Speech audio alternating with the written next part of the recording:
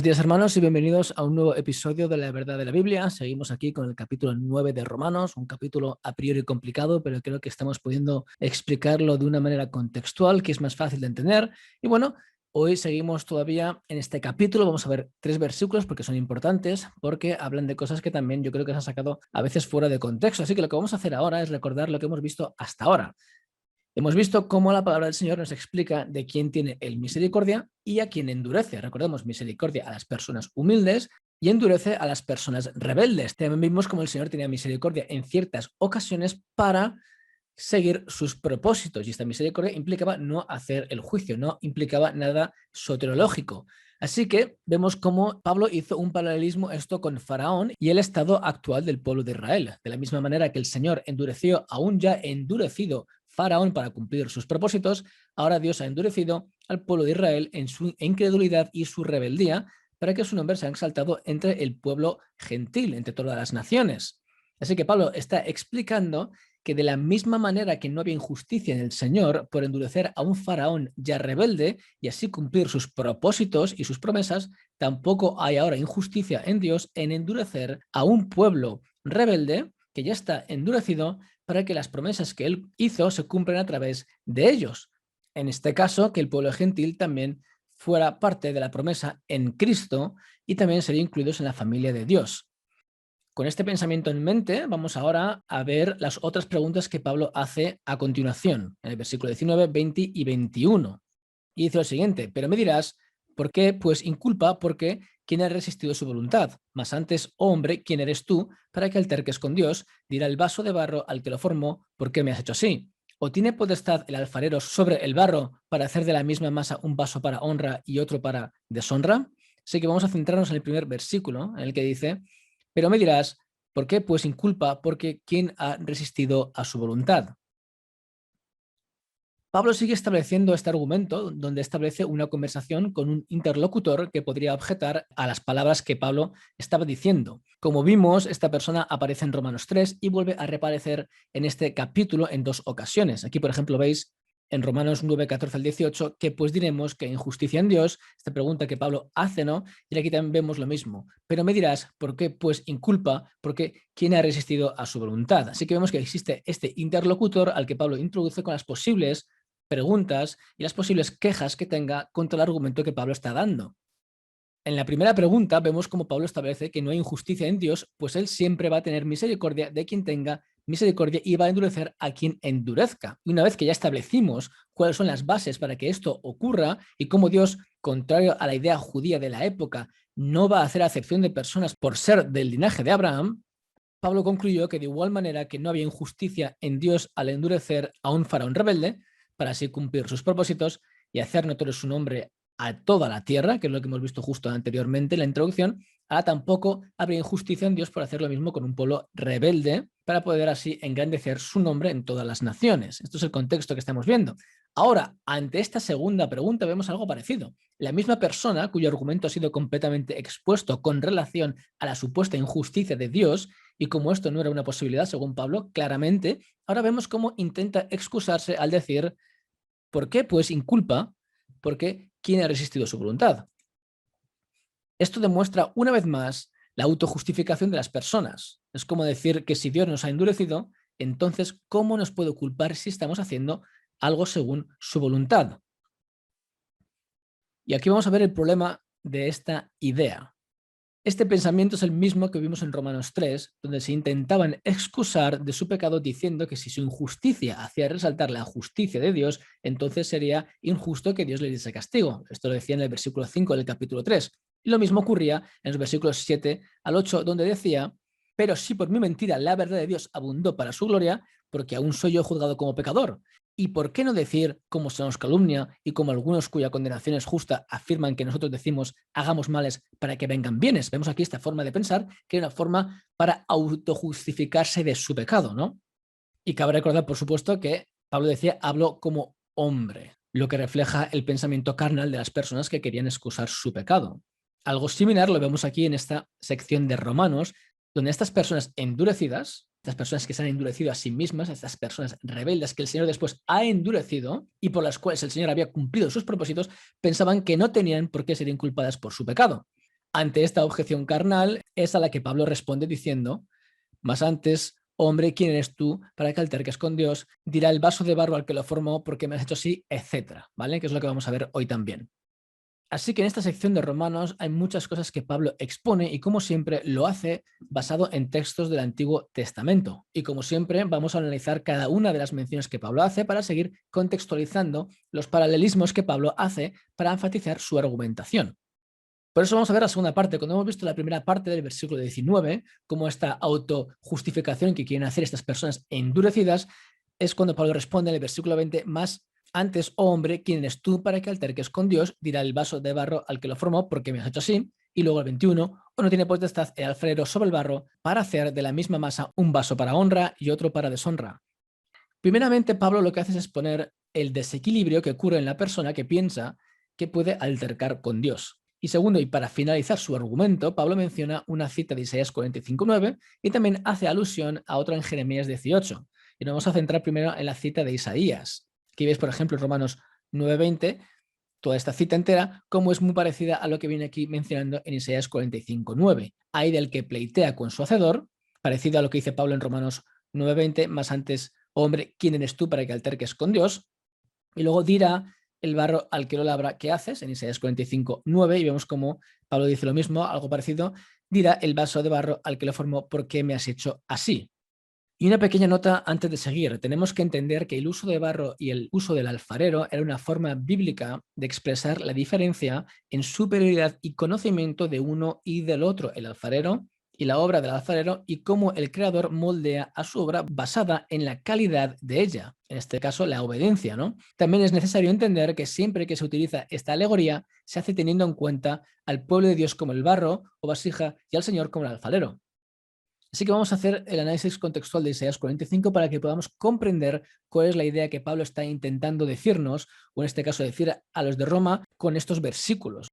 El contexto de Isaías es cuando habla de Ciro y cómo Dios le llama su ungido, que era un título específico de importancia, y ya hablamos de esto aquí con anterioridad, ¿no? Y dos, también cómo Dios lo escoge para traer al pueblo de Israel a su restauración. De hecho, en el capítulo 44 ya se menciona esto mismo, cuando dice de Ciro: es mi pastor y cumplirá todo lo que yo quiero, al decir a Jerusalén: serás edificada, y al templo serás fundada. Versículo 28 de Isaías 44.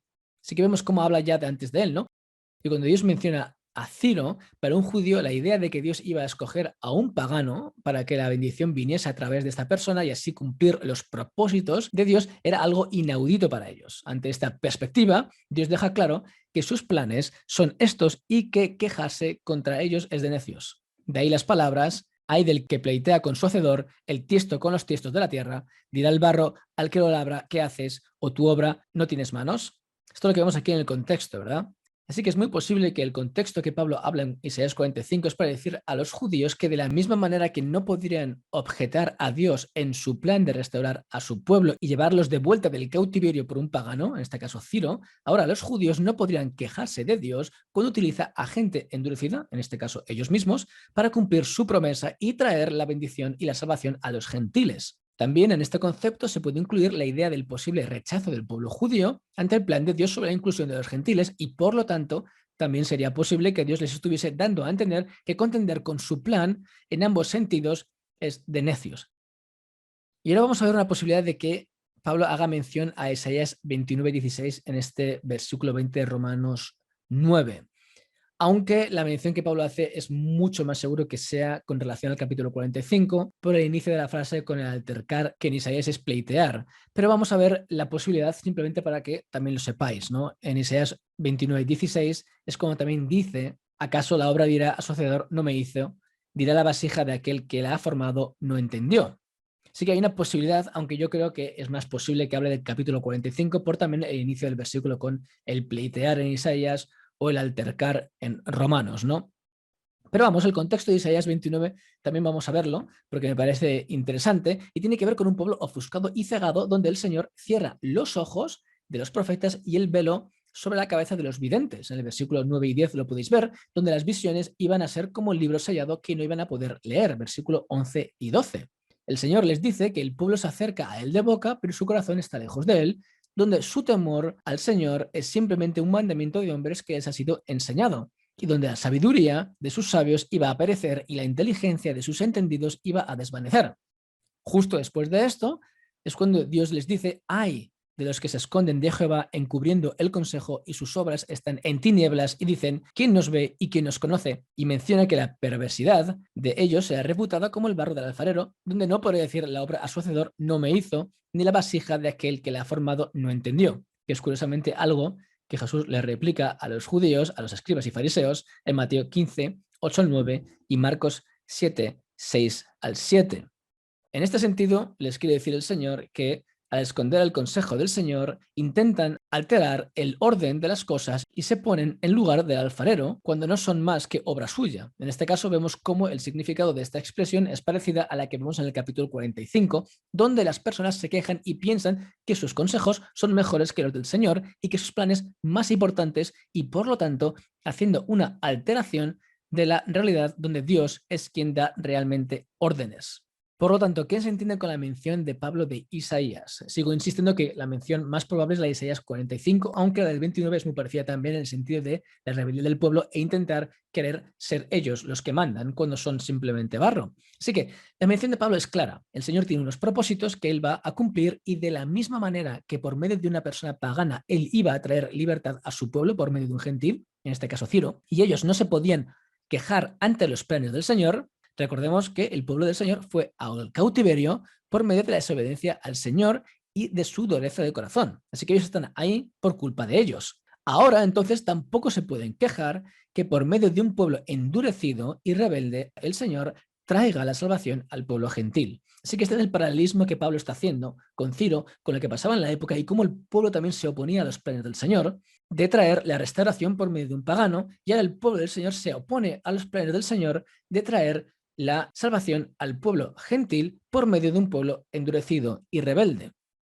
Y es aquí ahora cuando vemos el versículo 21, también muy famoso, que dice: ¿o no tiene potestad el alfarero sobre el barro para hacer de la misma masa un vaso para honra y otro para deshonra? Importante como aquí Pablo, en el versículo 20, hace una mención de Isaías, y aquí en el versículo 21 va a hacer otra mención diferente que vamos a ver y que es muy importante, porque recordemos que de este versículo también se ha interpretado de diferentes formas a lo largo de la historia, donde algunas vertientes han interpretado que aquí existe un tipo de decisión predeterminada por Dios para la salvación de ciertas personas, como siempre de una manera unilateral y antes de la fundación del mundo.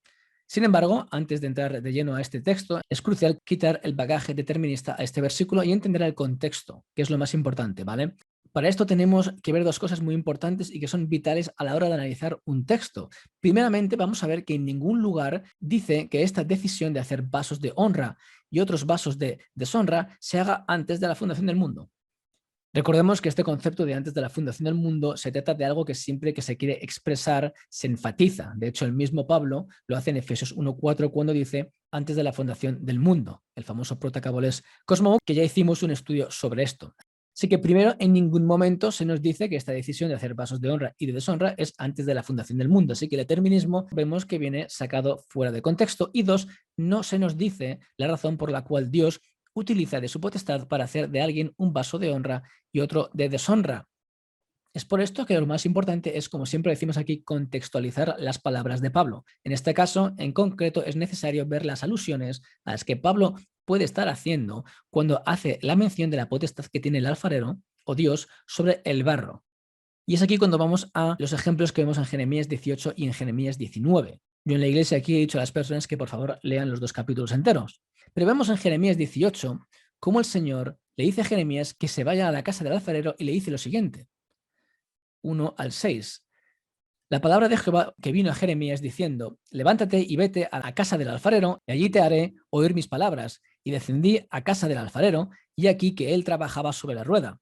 Y la vasija de barro que él hacía se echó a perder en sus manos, y volvió y la hizo otra vasija, según le pareció mejor hacerla. Entonces vino a mí palabra de Jehová diciendo: ¿no podré yo hacer de vosotros como este alfarero, oh casa de Israel? Dice Jehová: he aquí que como el barro en la mano del alfarero, así sois vosotros en mi mano, oh casa de Israel. Así que lo que vemos es como Dios asemeja a su pueblo como el barro y a Dios como el alfarero.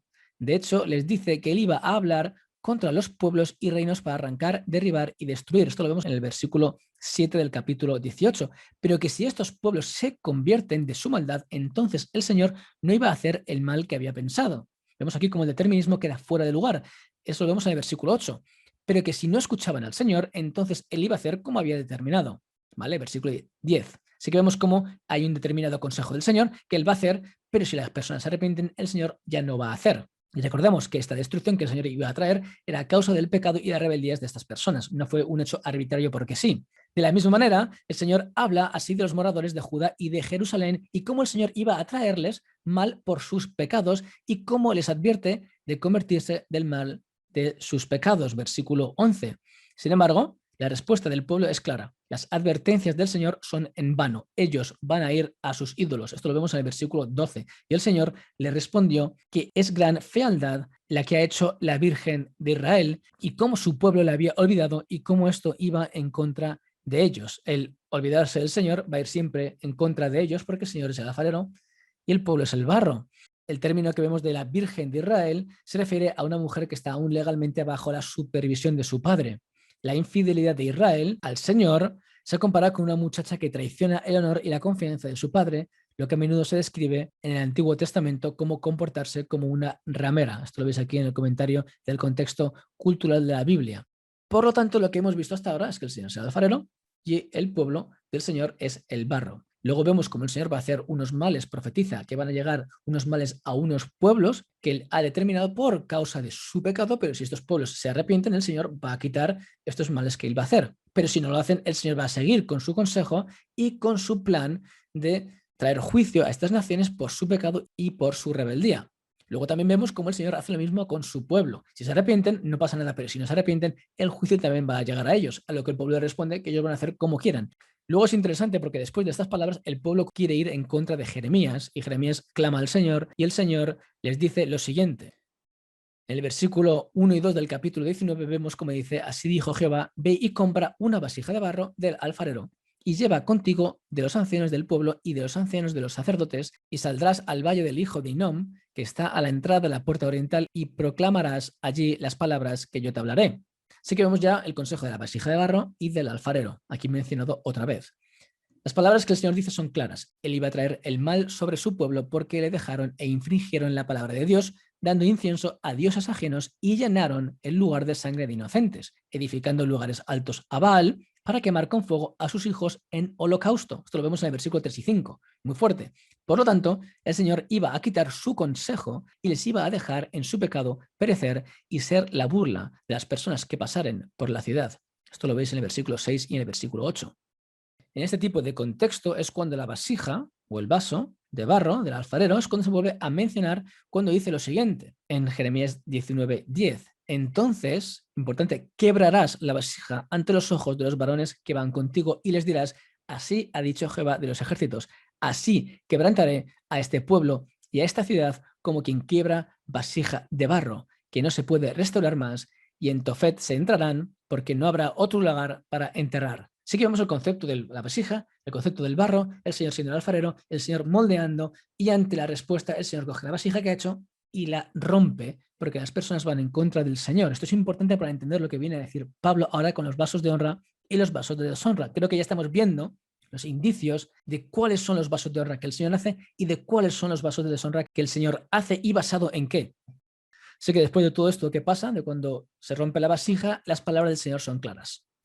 Dice lo siguiente, así haré a este lugar, dice Jehová, y a sus moradores poniendo esta ciudad como Tofet. Las casas de Jerusalén y las casas de los reyes de Judá serán como el lugar de Tofet, inmundas por todas las casas sobre cuyos tejados ofrecieron incienso a todo el ejército del cielo y vertieron libaciones a dioses ajenos. Y vemos el juicio al pueblo del Señor. Y volvió Jeremías de Tofet, a donde le envió Jehová a profetizar, y se paró en el atrio de la casa de Jehová y dijo a todo el pueblo, así ha dicho Jehová de los ejércitos, Dios de Israel, he aquí yo traigo sobre esta ciudad y sobre todas sus villas todo el mal que hablé contra ella, porque han endurecido su cerviz para no oír mis palabras. Así que vemos aquí como otra vez el Señor prepara unas vasijas, estas vasijas se endurecen y el Señor las rompe. Pero el Señor las rompe por el hecho de que estas personas han endurecido su cerviz, no solamente antes, sino también a las advertencias del Señor y a su amor revelado, profetizado, para decirles que cambien para que esto no ocurra. ¿Qué es lo que vemos hasta ahora entonces? En Jeremías se nos muestra cómo el Señor es el alfarero y el pueblo es el barro en las manos del Señor. En el capítulo 18 vimos cómo la obra del alfarero se echó a perder y el alfarero tuvo que hacer otra como a él le pareció mejor hacerla, y el Señor le dice a Jeremías: no podré hacer de vosotros como este alfarero o casa de Israel. La idea que Dios está expresando a Jeremías y a su pueblo es que ellos son como esta vasija, o vaso de barro, como queréis decirlo. Si ellos no obedecían, él tenía potestad de hacer otra vasija. Es como decir: yo moldeo, pero si no me obedecéis, vuestra vasija se echará a perder y tengo la potestad de hacer otra. Esto resuena mucho a las palabras que vimos hace un par de semanas, cuando el pueblo de Israel, nada más salir de Egipto, se hizo un ídolo y el Señor le dijo a Moisés que él podría destruir a todo el pueblo y hacer otra nación de en medio de ellos. Este concepto creo que es un poco importante poderlo comprender como está en la Biblia en todo momento, ¿no? Sé que lo más posible es que Pablo en el versículo 20 y el versículo 21 pues mezclara dos citas diferentes, la de Isaías, que hemos visto antes, el 45, con alguna posible mención al 29, aunque es más posible que fuese enfocada solamente al 45, y la de Jeremías para aclarar su punto, que es lo mismo que va a hacer después en Romanos 9:33, que veremos cómo mezcla Isaías 28 e Isaías 8, y luego en Romanos 10, 5 al 9 comparado con Deuteronomio 31 al 14. Esto es muy importante, ¿vale? Y todo esto recuerda también a las palabras que Dios le dijo a Isaías en Isaías 5, 1 al 7, y cómo existe un ejemplo parecido con las vides escogidas, la expectancia del fruto y cómo salieron silvestres. Vamos a leerlo simplemente porque creo que es muy interesante. Dice lo siguiente: ahora cantaré por mi amado el cantar de mi amado a su viña. Tenía mi amado una viña en una ladera fértil. Le había cercado y despedregado y plantado de vides escogidas. Esta palabra es muy importante, vides escogidas, ¿vale? Había edificado en medio de ella una torre y hecho también en ella un lagar y esperaba que diese uvas y dio uvas silvestres. Ahora pues, vecinos de Jerusalén y varones de Judá, juzgad ahora entre mí y mi viña. ¿Qué más se podía hacer a mi viña que yo no haya hecho en ella? ¿Cómo esperando yo que diese uvas ha dado uvas silvestres? Os mostraré pues ahora lo que haré yo a mi viña. Le quitaré su vallado y será consumida, aportillaré su cerca y será hollada. Haré que quede desierta, no será podada ni cavada, y crecerá el cardo y los espinos, y aun a las nubes mandaré que no derramen lluvias sobre ella. Ciertamente la viña de Jehová de los ejércitos es la casa de Israel, y los hombres de Judá planta deliciosa suya. Esperaba juicio y aquí vileza, justicia y aquí clamor. Así que vemos, la viña es el pueblo del Señor escogido y como el Señor esperaba que diese fruto y como no lo hizo. Este concepto es muy importante, es muy parecido al concepto del barro con el alfarero. Y como he vuelto a decir, vemos la palabra escogidos y vemos cómo la palabra escogido no significa lo que mucha gente piensa que significa hoy en día en comparación con lo que significa en el lenguaje utilizado por el Señor en el Antiguo Testamento y también en el Nuevo Testamento. Y ahora vamos a ver una cosa muy importante, porque la palabra deshonra también ocurre en Romanos. Y vamos a ver lo interesante de esta palabra y lo que también implica, porque ya estamos viendo cómo existe esta noción que los vasos de honra son aquellos que buscan al Señor y el Señor les moldea para hacerlos como un vaso de honra, y las personas que no buscan al Señor, las personas que desobedecen, el Señor los hace vasos de deshonra y los rompe. Así que vamos a ver cómo también existe este concepto en Romanos de deshonra y vamos a ver lo que implica. Esta noción por la cual el Señor hace vasos de deshonra a causa de la desobediencia y rebeldía es un concepto que Pablo ya lo expresa en Romanos. En el capítulo 1 vemos que las personas, al cambiar la verdad de Dios por la mentira, dan culto a criaturas antes que al Creador, en el versículo 25, y como ellos no aprobaron tener en cuenta a Dios, versículo 28, entonces el Señor los entregó a pasiones vergonzosas y a una mente reprobada. De hecho, Pablo en el versículo 26 repite la misma palabra que vemos en Romanos 9:21, que es atimia, deshonra, para enfatizar este concepto. Aquí lo podéis ver.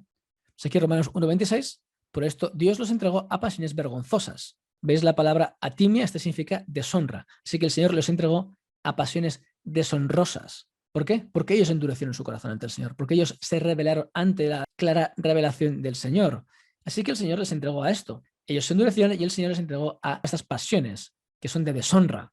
Y en Romanos 9:21 vemos lo mismo, cómo existe esta masa que el Señor puede utilizar para hacer vasos de honra o vasos de deshonra. Cuando hace vasos de deshonra, cuando las personas se endurecen y no buscan al Señor. Así que vemos este concepto de deshonra que ya Pablo utiliza en la misma carta de Romanos y que expresa el mismo sentimiento que hemos visto en el Antiguo Testamento. Y bueno, hermanos, estamos teniendo unos problemas con el vídeo, así que lo vamos a quitar, pero vamos a seguir con el estudio. Así que, ¿qué estamos viendo hasta ahora? Una cosa muy importante. Ante la pregunta crucial de ¿a quién hace el Señor un vaso de honra y un vaso de deshonra? La respuesta es la siguiente: a las personas rebeldes, que se ensoberbecen en sus corazones, que no quieren escuchar a Dios y que no le quieren tener en cuenta. Él hace de ellos un vaso de deshonra. Sin embargo, las personas que le obedecen, que quieren buscarle y escuchar sus palabras, a estas personas Dios les moldea para ser un vaso de honra. En consecuencia, no existe ningún concepto determinista ni arbitrario presente en el texto, y mucho menos antes de la fundación del mundo, sino una manera de actuar de Dios que está evidente en el testimonio bíblico. De hecho, Pablo hace una mención más adelante en su segunda carta a Timoteo empleando este lenguaje. Y una nota muy importante: hay que saber hacer la diferencia entre el concepto de vaso de honra y vaso de deshonra, que vemos en el versículo 21, con los vasos preparados para destrucción y vasos de misericordia para gloria. Son dos conceptos diferentes. No hay que cometer el error de pensar que Pablo habla de lo mismo cuando Pablo utiliza nombres diferentes y consecuencias diferentes. Esto es muy importante tenerlo en cuenta. Y ahora vamos a ver esta mención de Pablo sobre las vasijas y la conexión que él hace con la responsabilidad de la vasija. Así que el concepto del trato de Dios con la vasija lo aborda Pablo también en 2 Timoteo, donde se nos explica que para Pablo la vasija o el vaso no está exento de responsabilidad. Esto nos indica que Dios puede trabajar para cumplir su propósito en diferentes vasijas, pero Él lo hace con relación a cómo la vasija, en este caso la persona, ha reaccionado. En 2 Timoteo 2, 20 al 21, Pablo hace una analogía en la que menciona vasijas y cómo éstas tienen una responsabilidad, y cómo, conforme a su respuesta, el Señor puede utilizarlas de una u otra forma, reforzando el punto que está diciendo en Romanos. Esto lo vemos en 2 Timoteo 2, 20 al 21. Dice lo siguiente: pero en una casa grande no solamente hay utensilios de oro y de plata, sino también de madera y de barro. Unos son para usos honrosos y otros para usos viles. Así que si alguno se limpia de estas cosas, será instrumento para honra, santificado, útil al Señor y dispuesto para toda buena obra.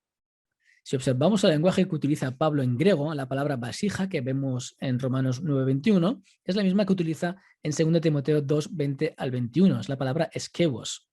La diferencia es que la traducción en español de la Reina Valera utiliza la palabra vaso en Romanos 9:21, mientras que en 2 Timoteo 2:20 al 21 se traduce como la palabra utensilio e instrumento. Lo mismo ocurre con la palabra traducido como deshonra, que es atimia, como hemos visto antes, que se traduce deshonra en Romanos 9:21, mientras que en 2 Timoteo 2:20 esta misma palabra, atimia, se traduce como viles. Aquí vamos a ver las dos menciones seguidas con el interlineal para que podáis ver lo que estoy diciendo. Aquí vemos Romanos 9:21, ves la palabra vaso, es skeuos, y la palabra deshonra, atimia. Y aquí vas a ver en 2 Timoteo 2:20 al 21 como la palabra utensilio es la misma que en Romanos, es skeuos, y como el uso vil es lo mismo, deshonra, como hemos visto en Romanos 9:21. Y bueno, luego también veis la segunda mención de la palabra skeuos en griego, traducida como instrumento. Así que, como podéis ver, en el versículo 20 y 21 de 2 de Timoteo, la misma palabra ocurre dos veces, skeuo, y una vez es traducida como utensilio y la otra como instrumento, mientras que en Romanos es traducida solamente como vaso, ¿vale? Así que el mismo concepto existe: utensilio, instrumento, skeuos, tanto en Romanos como en 2 de Timoteo, para deshonra, atimia, o para uso vil en 2 de Timoteo 2, 20 al 21. Así que vemos este concepto que Pablo habla de la vasija y cómo existe responsabilidad en la vasija para que el Señor haga uso de ella para honra o para deshonra. Y es muy importante también ver cómo este concepto de honra y deshonra son puestos paralelamente de la misma manera por Pablo en estas dos menciones que estamos viendo. Aquí, por ejemplo, vemos en la izquierda Romanos 9:21, un vaso para honra y otro para deshonra. Y aquí a la derecha lo que vamos a hacer es poner la mención de 2 Timoteo 2, 20 al 21, pero voy a traducir las palabras de la misma forma para que veáis los paralelismos tan interesantes. Pero en una casa grande no solamente hay vasos de oro y de plata, sino también de madera y de barro, y unos son para usos honrosos y otro para usos deshonrosos. Así que si alguno se limpia de estas cosas, será vaso para honra, santificado útil al Señor y dispuesto para toda buena obra. Así que vemos los paralelismos que son muy interesantes, y lo que vamos a hacer ahora también es ver el contexto de segunda de Timoteo para poder entender de dónde viene Pablo. En esta segunda carta vemos cómo Pablo expone cómo existen dos tipos de vasos, de los cuales se pueden sacar usos honrosos o deshonrosos. En el contexto del capítulo 2 de Timoteo, vemos cómo Pablo le dice a Timoteo que exhorte a la grey y que no contiendan sobre palabras que no aprovechan para nada, en el versículo 14, y que procure presentarse ante Dios como aprobado, siempre evitando las vanas palabrerías que no llevan a ningún lado, como las de Himeneo y Fileto, que se desviaron de la fe, predicando una falsa doctrina, trastornando la fe de algunos. Es justo después de exponer esto y de decir que Dios conoce a los que son suyos y cómo todos los que invocan el nombre del Señor tienen que apartarse de iniquidad, cuando hace la mención de los instrumentos para honra y los instrumentos viles, o vasos para honra y vasos para deshonra. Significantes son las palabras de Pablo cuando dice en el versículo 21, si alguno se limpia de estas cosas, será instrumento para honra, santificado útil al Señor y dispuesta para toda buena obra, indicando que al apartarse de este tipo de acciones que viene mencionando con anterioridad, hace que la persona se limpie de estas impurezas y falsas doctrinas y por lo tanto sea un vaso de honra que el Señor utilice. Al contrario, que Himeneo y Fileto, que se convirtieron en vasos de deshonra al hacer completamente lo opuesto al que el Señor mandó. Es por esto que la argumentación de Pablo que sigue después es al llamado a Timoteo a que huya de las pasiones juveniles, que siga la justicia, la fe, el amor y la paz, desechando las cuestiones necias e insensatas. Esto lo vemos justo en los versículos posteriores a la mención de los vasos de honra y deshonra. Estas cualidades que Pablo busca de Timoteo son las que hacen a una persona ser un vaso de honra que Dios va a utilizar. Sin embargo, lo contrario de esto implicaría la desobediencia al Señor y sería que las personas se hicieran un vaso de deshonra. De hecho, Pablo en 2 Corintios 4:7 también emplea el concepto de vasos de barro, en este caso para demostrar que los humanos somos frágiles como el barro y en el Señor somos sus vasos. Esto lo vemos justo después de hablar en el capítulo 3 del mismo libro sobre cómo él había sido ministro del nuevo pacto, el ministerio de la justificación. Justo después, en el capítulo 4, es cuando empieza a hablar de cómo lleva su ministerio conforme a Dios, sin adulterar la palabra, sino por la manifestación de la verdad y recomendándose a toda conciencia humana delante de Dios. Esto resulta en un tesoro que él admite que está en vasos de barro para que siempre la excelencia del poder sea de Dios y no de ellos, que bajo la tribulación no están angustiados y donde siempre llevan en su cuerpo la muerte de Jesús, que también se les manifiesta en su cuerpo. Pablo utiliza la palabra ostraquinos, que significa barro, que es la misma que utiliza en 2 Timoteo 2:20 al 21, la misma que utiliza en el Antiguo Testamento, la misma que se utiliza en Romanos 9:20, implicando que el ser un utensilio o un instrumento de barro no implica nada malo, pues es la idea que se expresa también en 2 Corintios 4:7 y también en el Antiguo Testamento. Así que Pablo en 2 Timoteo mencione utensilios de barro, utensilios de oro, etcétera, no implica que el que sea de barro sea algo malo en ningún momento, porque ya hemos visto aquí como él mismo dice que pone los tesoros del Señor como en vasos de barro, refiriéndose a él para que la gloria siempre sea para el Señor. Y aquí vamos a ver la mención de 2 Corintios 4:7, como esta palabra vasos es la misma palabra que vemos también en Romanos 9:20, en 2 Timoteo 2:20 al 21, etc. Es la palabra eskeus en griego. Conclusión sobre los vasos. Por lo tanto, el concepto bíblico sobre los vasos de honra y de deshonra es claro y Pablo lo está enfatizando una vez más. Si obedecemos al Señor, Él nos moldea y nos hace como un vaso de honra. Si por el contrario desobedecemos a Dios, Él, aunque seamos su barro, no tiene que estar en la obligación de seguir con su trabajo y la vasija o el vaso puede echarse a perder y ser destruido y por lo tanto resultar en un vaso de deshonra. Esto es porque Dios tiene la potestad de hacer como quiera y no está subyugado a nadie. Sin embargo, esta potestad que él tiene nos la deja clara y cómo él la hace y bajo qué circunstancias. Por lo tanto, ¿qué es lo que hemos visto hoy? Una vez que hemos visto los textos que Pablo menciona y las alusiones que hace del Antiguo Testamento, vemos como no existe ninguna injusticia en Dios porque Él tiene misericordia de quien quiere y se compadece de quien quiere. Y ya sabemos, como hemos dicho hasta ahora, de quién se compadece y de quién tiene misericordia. De la misma manera, tampoco hay injusticia en Dios en endurecer a las personas rebeldes y endurecidas previamente para así mostrar su poder y que su nombre sea anunciado por toda la tierra. Los paralelismos del Antiguo Testamento con el Nuevo Testamento. Por lo tanto, no hay injusticia en Dios cuando Él endurece y cuando Él tiene misericordia. Ante la pregunta o la excusa de que no se les puede culpar porque nadie puede resistir la voluntad de Dios, Pablo deja claro que un ser humano no es nadie para altercar con Dios. Pues si éste quiere utilizar a vasos de deshonra, desobedientes, rebeldes, endurecidos, como hizo con Ciro, y así cumplir su propósito de liberar a su pueblo, de la misma manera ahora puede utilizar a un pueblo rebelde, este pueblo judío, y cumplir su propósito de la inclusión de los gentiles. Ante esta premisa, Pablo les dice que Dios sí que les puede inculpar porque su voluntad se ha hecho por medio de vasos rebeldes para que se cumplan sus promesas, pero esto no indica que estos vasos rebeldes sean inmunes a sus acciones pecaminosas porque son vasos de deshonra a causa de su pecado. Por lo tanto, sí, Dios hace vasos de honra y vasos de deshonra, pero la Biblia nos dice cómo Dios los hace y bajo qué circunstancias, y en ningún caso, en absolutamente ningún caso, se habla de un hecho arbitrario y mucho menos antes de la fundación del mundo. Así que con esto, hermanos, terminamos el episodio de hoy. Espero que haya sido de ayuda. Si tenéis alguna duda, ya sabéis, podéis escribirme. Y nada, nos vemos la semana que viene finalizando el capítulo 9 de Romanos. Muchas bendiciones.